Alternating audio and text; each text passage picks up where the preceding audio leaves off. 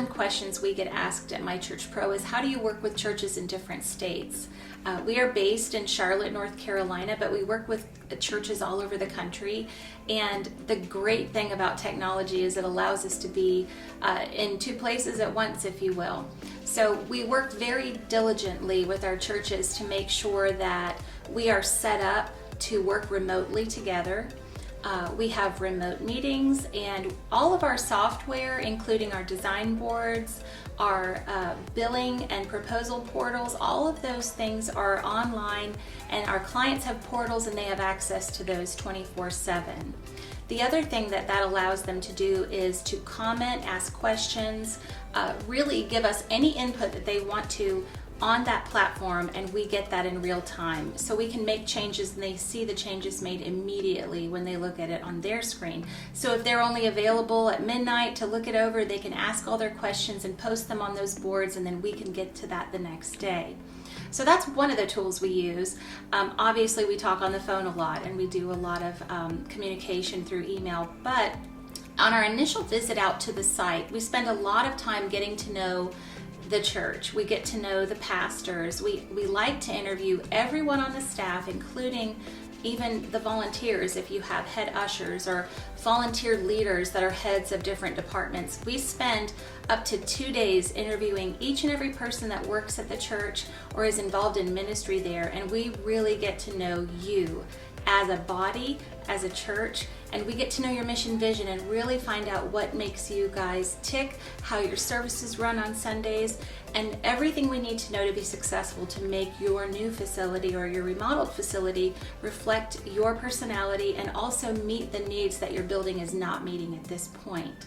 So we spend a lot of time talking about what you like about your current facility and what you don't like, and then think about ways to improve that.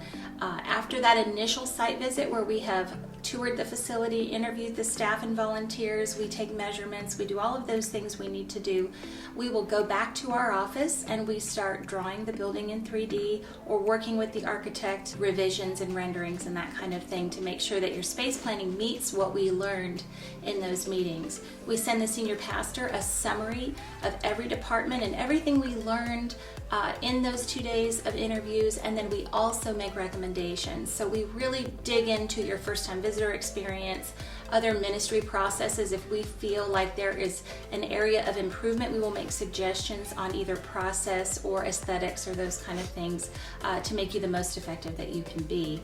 So working remotely, we usually plan site visits based on the project. So some jobs, if it's just a quick update, we did a lobby remodel in Fort Myers recently, and it just required one site visit. I went down, took assessment of this situation, took measurements, pictures, and all of the things that we needed to do our job, and then everything else was done remotely. I was able to give them instructions for their subcontractors, and they were able to manage that upfit and update on their own with the information that we provided. It saved the church a lot of money, and also didn't require us to travel. So that's a win-win for the church for sure.